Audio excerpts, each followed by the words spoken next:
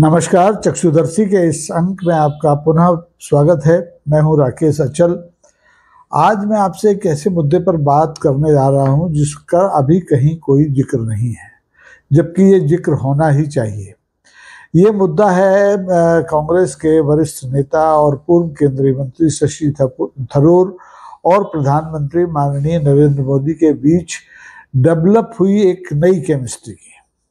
ये शशि थरूर कौन है आप अच्छी तरह से जानते हैं। शशि थरूर को लेकर के माननीय मोदी जी जब गुजरात के मुख्यमंत्री हुआ करते थे, जब उन्हें प्रधानमंत्री पद का उम्मीदवार भारतीय जनता पार्टी ने नहीं बनाया था, तब उन्होंने शशि थरूर की पत्नी सुनंदा पुष्कर की संदिग्ध मृत्यु के बाद जो बयान दिए थे वो आपको शायद याद नहीं होंगे, लेकिन मैं याद दिला दूं कि अक्टूबर 2012 की बात है। शायद हिमाचल में चुनाव चल रहे थे। उस समय गुजरात के मुख्यमंत्री की हैसियत से जब माननीय नरेंद्र मोदी चुनाव प्रचार में थे, तो उन्होंने शशि थरूर की इन पत्नी को, श्रीमती सुनंदा पुष्कर को 50 करोड़ की क्या कहना चाहिए प्रेमिका कहा था।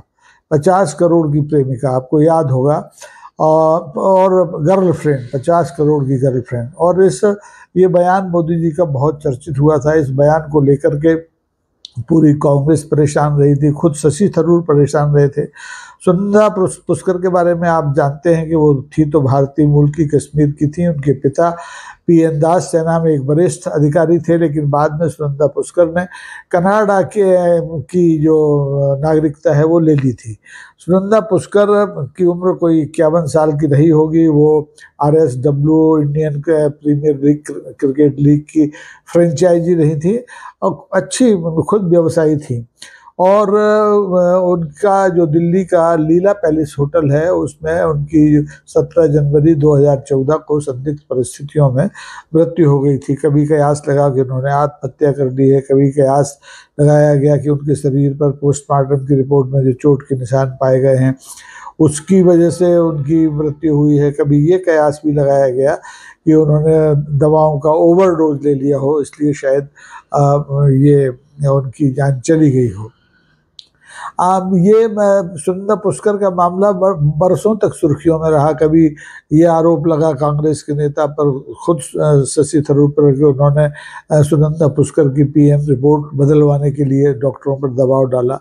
अब बात आई गई नहीं हुई और अंततः शशि थरूर के खिलाफ 2018 में, मुझे जहाँ तक याद है, भारतीय दंड संहिता तक की, अब तो BNS हो गया है, भारतीय न्याय संहिता हो गई है, लेकिन तब भारतीय दंड संहिता थी, उसकी धारा 306 और 408A के तहत मुकदमा दर्ज किया गया था।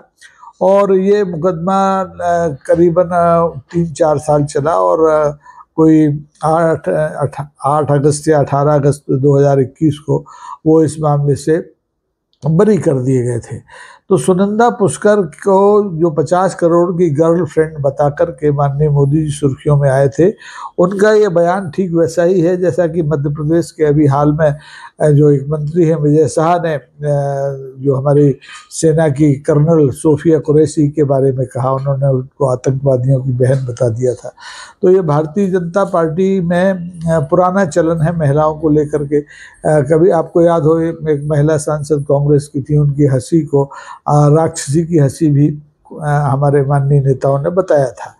तो अब सवाल ये है कि ये वो शशि थरूर जो इन्हीं मोदी की वजह से लगातार परेशान रहे, उन्हें जो समाज में अपमान सहना पड़ा, उनकी पत्नी जो दिवंगत पत्नी थी उसको 50 करोड़ की गर्लफ्रेंड कहा गया, उन्हें मुकदमों में फंसाया गया, उन्हें गिरफ्तार करने की कोशिश की गई। 2014 में तो सरकार आई गई थी भारतीय जनता पार्टी की केंद्र में। तो वो शशि थरूर अचानक उनका हृदय परिवर्तन कैसे हो गया, वो कैसे माननीय प्रधानमंत्री मोदी के प्रशंसक हो गए और लगातार उनकी कसीदे कर रहे हैं। और अब तो स्थिति ये आ गई है कि वे जो भारत सरकार द्वारा तमाम आधा दर्जन से अधिक प्रतिनिधिमंडल बनाए गए हैं, उनके सदस्य हैं जो कि अब विदेशों में जाकर के ऑपरेशन सिंदूर के कसीदे पढ़ेंगे, प्रधानमंत्री के कसीदे पढ़ेंगे और पाकिस्तान की आतंकवाद समर्थक नीतियों का पर्दाफाश करेंगे। अब लोग इस पसोपेश में हैं कि हृदय परिवर्तन मोदी जी का हुआ है या शशि थरूर का हुआ है। शशि थरूर का अगर हृदय परिवर्तन हुआ है तो एक बहुत बड़ी बात है, क्योंकि उन्हें उनकी पत्नी को लेकर के जितना लांछित, जितना परेशान किया गया इसी मोदी सरकार द्वारा, उसका कोई हिसाब नहीं है। और अगर मोदी जी का हृदय परिवर्तन शशि थरूर को लेकर हुआ है तो ये भी उससे बड़ी बात है, क्योंकि मोदी जी तो कभी इस तरह के लोगों से दोस्ती करते नहीं हैं, लेकिन आजकल आप देखें तो शशि थरूर मोदी जी के प्रिय पात्र हैं। जहां मिलते हैं, चाहे पुस्तक विमोचन का कार्यक्रम हो, चाहे सार्वजनिक कार्यक्रम हो, मोदी जी थरूर के कंधे पर हाथ रखकर बात करते हैं, ऐसे जैसे कि बड़े बरसों पुराने दोस्त हों। हालांकि दोनों में राजनीतिक दुश्मनी जरूर बरसों पुरानी है, क्योंकि आप देखिए सुनंदा पुष्कर 2014 में जाती हैं जब मोदी की सरकार आती है, और शशि थरूर मुकदमों से फारिग होते हैं, बरी होते हैं 2021 में, जबकि मोदी जी की सरकार दूसरी बार सत्ता में केंद्र में आ जाती है। ऐसे में अचानक क्या गुणा भाग हुआ, क्या ऐसी तब्दीलियां आई कि मोदी और थरूर के बीच की केमिस्ट्री बदल गई। आप देखिए कि शशि थरूर को अपने पाले में लाने के लिए माननीय प्रधानमंत्री मोदी ने जो एक तरह से औपचारिक जो सौजन्यता होती है उसका भी ख्याल नहीं रखा। उन्हें प्रतिनिधिमंडल में जो विदेश जाने वाले प्रतिनिधिमंडल है सरकारी सर्वदलीय, उनमें शशि थरूर को शामिल करने से पहले कांग्रेस के जो राष्ट्रीय अध्यक्ष हैं मल्लिकार्जुन खड़गे साहब, उनसे एक बार औपचारिक रूप से भी नहीं पूछा, उनसे नाम भी नहीं मांगा कि वो आपके किसी, हम लोग ये दल बना रहे हैं उसमें आपको किसी नेता को भेजना है कि नहीं, और सीधे सीधे शशि थरूर का नाम उन्होंने इसमें डाल दिया। तो ये एक तरह से कांग्रेस ने जो ऑपरेशन सिंदूर के ठीक पहले जो बिना शर्त समर्थन भारत सरकार को दिया था, भारतीय जनता पार्टी को सरकार का दिया था, उसका एक अजीब तरह का बदला है। आपको एक पुराना फिल्मी गीत याद अगर आता हो कि अच्छा सिला दिया तूने मेरे प्यार का, यार नहीं लूट लिया घर यार का। ठीक है, ऐसा ही कांग्रेस के साथ मोदी जी का बर्ताव है। मोदी जी ने कांग्रेस अध्यक्ष से पूछे बिना शशि थरूर को सर्वदलीय प्रतिनिधिमंडल का सदस्य बना लिया है। शशि थरूर के तमाम अपराधों को भारतीय जनता पार्टी और मोदी जी भूल चुके हैं, और नए सिरे से दोनों में गलभैयाँ हो रही हैं। इस किस्से को लेकर के दिल्ली की राजनीति, देश की राजनीति में बड़ा उबाल है। ख़ासतौर पर कांग्रेस में बहुत परेशानी अनुभव की जा रही है कि आखिर मोदी जी कर क्या रहे हैं। मोदी जी ने जिस ढंग से शशि थरूर का इस्तेमाल अपने पक्ष में, अपने प्रचार के लिए किया है, वो बहुत चौंकाने वाला है, क्योंकि अब थरूर साहब कांग्रेस के प्रवक्ता नहीं हैं, एक तरह से अघोषित रूप से भारतीय जनता पार्टी की सरकार के प्रवक्ता बन करके विदेश जाएंगे। 22-23 मई को उनको अपने दौरे पर निकलना है। शशि थरूर ने बल्कि अपने चुनाव को लेकर के माननीय मोदी जी का आभार प्रकट किया है कि भाई राष्ट्र की सेवा के लिए उनका चुनाव मोदी जी ने किया है, इस पर वो अपने आप को गौरवान्वित महसूस करते हैं। तो मुझे लगता है कि आने वाले दिनों में जब शशि थरूर विदेश यात्राओं से लौटेंगे तो हो सकता है कि कांग्रेस से पूरी तरह से तर्क ताल्लुक कर लें और भारतीय जनता पार्टी की सदस्यता ले लें, और मुमकिन है कि माननीय प्रधानमंत्री मोदी जी अपने सरकार में उन्हें विदेश मंत्री के तौर पर शामिल कर दें। जयशंकर साहब को कोई दूसरा काम दे दे। जयशंकर साहब के लिए बहुत से काम है। जयशंकर के मुकाबले शशि थरूर विदेशी मामलों के ज़्यादा जानकार हैं, उनके पास ज़्यादा अनुभव है, उनके पास कांग्रेस की भी जो विदेश नीति सरकार की रही है उसका भी ज्ञान है, और भारत की सरकार जो मौजूदा सरकार है 10-11 साल से, इस सरकार की विदेश नीति में जो गड़बड़ियाँ हुई हैं जिनका खामियाजा भारत को भुगतना पड़ा है उसका भी ज्ञान है। शशि थरूर अच्छे प्रवाचक हैं, हिंदी, अंग्रेजी और आपका क्या जी मलयाली उनको बहुत अच्छी आती है। और केरल की कांग्रेस भी शशि थरूर के साथ खड़ी है। केरल की कांग्रेस ने शशि थरूर के सर्वदलीय मंडल में प्रतिनिधि मंडल में शामिल होने का स्वागत किया है।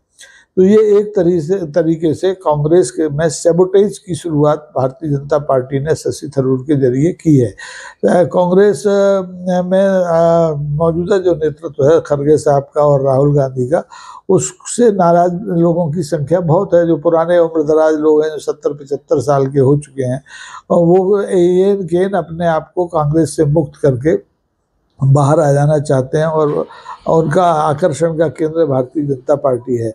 सलमान खुर्शीद का आप नाम ले सकते हैं, उसमें सलमान खुर्शीद और मनीष तिवारी का आप नाम ले सकते हैं। इनमें से बहुत से सदस्य जो एक ग्रुप था कांग्रेस में असंतुष्ट होगा, 23 क्या समूह था 23 नेताओं का, उसके सदस्य भी रहे हैं। तो कोई बहुत बड़ी हैरानी नहीं होगी कि आने वाले दिनों में शशि थरूर का अनुगमन करते हुए भारतीय जनता पार्टी की पुरानी गाली गलौज को भुला करके मनीष तिवारी हों चाहे सलमान खुर्शीद हों, ये लोग भी भारतीय जनता पार्टी के साथ खड़े हो जाएं। मुझे तो हंसी आती है कि एक ज़माने में कांग्रेस भारतीय जनता पार्टी के प्रवक्ता होते थे मुख्तार अब्बास नकवी साहब। उन्होंने भी शशि थरूर की प्रेमिका सुनंदा पुष्कर के मामले में लेकर जब बहुत गर्म सुर्खियों में था, तब उनको शशि थरूर को लव गुरु कहा था और यहाँ तक कह दिया था कि कांग्रेस में को एक अलग से मंत्रालय बना देना चाहिए, लव मंत्रालय, उसका प्रभार शशि थरूर को दे देना चाहिए। तो इतनी बुरी बुरी बातें भारतीय जनता पार्टी के नेताओं के श्री मुख से सुनने के बाद भी शशि थरूर अगर भारतीय जनता पार्टी की सरकार को अपनी सेवाएं देने के लिए तैयार हो गए हैं, तो इसका मतलब है कि उनका हृदय परिवर्तन हुआ है। और उनका जितना हृदय परिवर्तन हुआ है उससे ज़्यादा हृदय परिवर्तन भारतीय जनता पार्टी के जो प्रमुख हैं आजकल, माननीय प्रधानमंत्री नरेंद्र मोदी हैं, उनका हुआ है।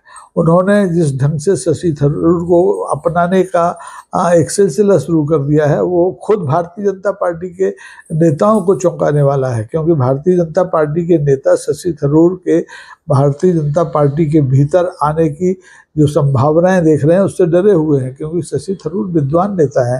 भारतीय जनता पार्टी के दीगर नेताओं के मुकाबले अगर वो भारतीय जनता पार्टी में शामिल हो जाते हैं कांग्रेस छोड़ करके, तो निश्चित तौर पर भारतीय जनता पार्टी के किसी एक वरिष्ठ नेता का तो अधिकार मारा जाएगा, क्योंकि जितने भी कांग्रेस के नेता भारतीय जनता पार्टी में शामिल हुए हैं कांग्रेस छोड़ करके, उन्हें केंद्र में मंत्री बनाया गया। ज्योतिरादित्य सिंधिया का नाम आपको हमेशा याद रहेगा। लेकिन बहुत से लोग हैं जो इस 50 करोड़ की गर्लफ्रेंड वाले फ्रेज को, इस जुमले को आज तक भूले नहीं हैं और उसे वो महिलाओं के अपमान से जोड़कर रखे हुए हैं। आज भी उन्होंने बार वाला किसी को कहा, किसी को राक्षसी हंसी कहा, किसी को जाने क्या क्या कहा, कितने शब्द गिनाए जाए, उसमें मैं पीछे गड़े मुर्दे उखाड़ने के चक्कर में नहीं हूँ।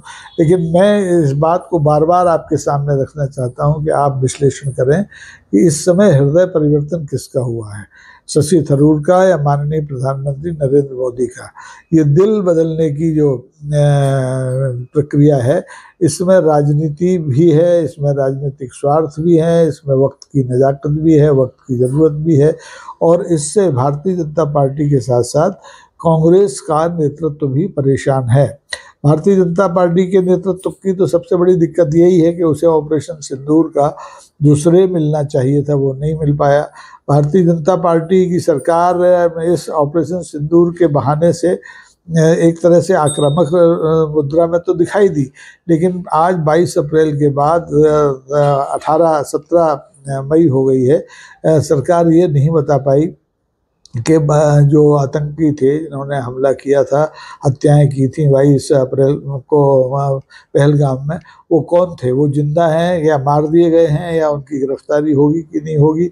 ऐसे ही पहलगाम से पहले आपको याद है जो पुराने जो पुलवामा हुआ था, उरी हुआ था, बालासोर हुआ था, इनके आरोपियों के बारे में भी भारत की सरकार स्पष्ट रूप से दुनिया को कुछ बता नहीं पाई है, देश को कुछ बता नहीं पाई है कि ये आखिर कौन लोग थे, पाकिस्तान से इनका क्या ताल्लुक था, ये पकड़े गए कि नहीं पकड़े गए, ये मारे गए कि नहीं मारे गए, इनकी गिरफ्तारियां हुई कि नहीं हुई। इस बारे में देश दुनिया अभी तक अंधेरे में है।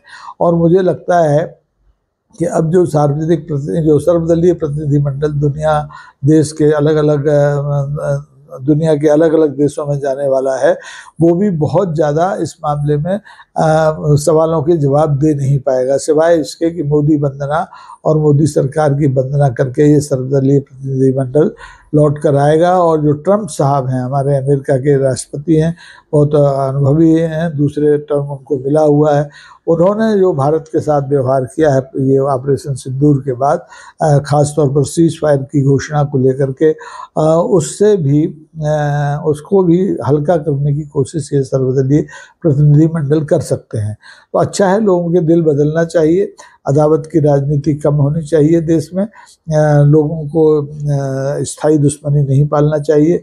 जैसे शशि थरूर ने मोदी जी को माफ़ किया या मोदी जी ने शशि थरूर को माफ़ किया, ऐसे बाकी लोगों को भी अपनी पुरानी रंजिश से भूल करके देश की सेवा में रत होना चाहिए। लेकिन इस केमिस्ट्री को लेकर के अगर आप कुछ रोशनी डाल सकें तो ज़रूर डालें, अपनी प्रतिक्रियाएं कमेंट बॉक्स में लिखें और मुझे भेजें, ताकि मैं भी समझूं कि मैंने जो विषय उठाया है वो ज़र बहस हो भी सकता है कि नहीं हो सकता है।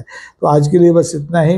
आप इसको एपिसोड को अगर पसंद करते हैं तो लाइक का बटन दबाएं, अगर आप इसे शेयर करते हैं तो बहुत बढ़िया है, और अगर आप सब्सक्राइब कर लेते हैं, हमसे स्थायी तौर पर जुड़ते हैं, क्योंकि अभी ये एक तरह से निःशुल्क मामला चल रहा है, बहुत अच्छा होगा। तो आज के लिए बस इतना ही। अपना दिल संभाल कर रखिए, शशि थरूर की तरह, मोदी जी की तरह। बहुत बहुत धन्यवाद। नमस्कार, जय हिंद।